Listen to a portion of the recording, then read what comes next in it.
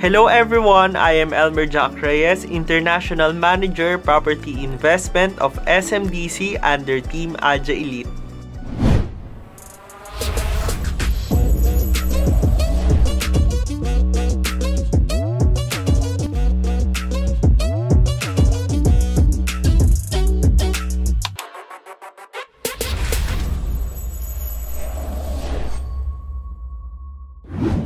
For today's video, pag-uusapan natin ang one of the top tier project ni SMDC na across NAIA Terminal 1 na perfect for people na nagtatrabaho sa aviation industry at mga gustong mag-Airbnb business. Ito ay open for foreigners, locals, and OFWs na gusto ng investment. Introducing the Gold Residences. Ito ay fully integrated in a premium mixed-use development dahil may residential towers and offices. So everything you need is here. Mapa-commercial establishments man yan. At kung ikaw ay looking for location for business or residential, perfect ka dito. The Gold Residences has two phases.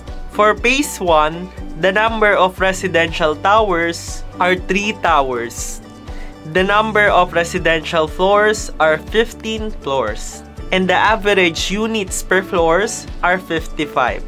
And 4 units that we offer, we have the 1 bedroom end unit, and 2 bedroom end unit. And for phase 2, the number of residential towers are 5. And the number of residential floors are 15 floors. And the average unit per floors are 55. And for phase 2, the units that we offer, we have the studio, 1 bedroom unit, 1 bedroom end unit with balcony, 1 bedroom end unit with balcony, 1 bedroom with den and balcony, 2 bedroom and 2 bedroom end unit with balcony. At ngayon, pag-uusapan naman natin ang Gold Residences building features. Luxurious hotel-like lobbies, high-grade finishes, bespoke furniture, professional property management, passenger elevators, service elevators per tower, mailroom, CCTV system, and 24-hour security.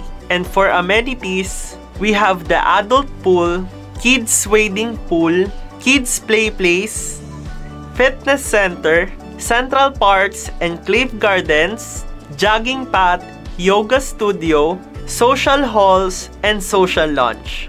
And here at Team Aja Elite, we also offer an end-to-end services from purchasing, furnishing, turnover assistance, documentation, and Airbnb hosting. At ang the best pa dito, si Gold Residences ay may property management. We have the Green Mees Property Management and our very own J Project Management Solutions. And for tenancy services, we have the SMDC The Good Stays. Worry no more guys!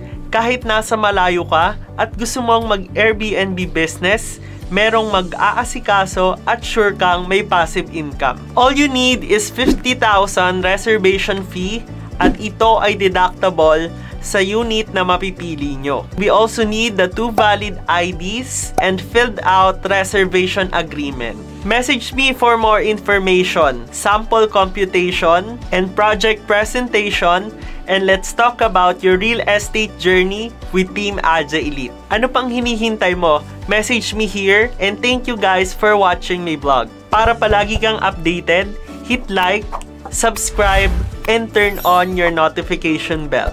See you on my next vlog!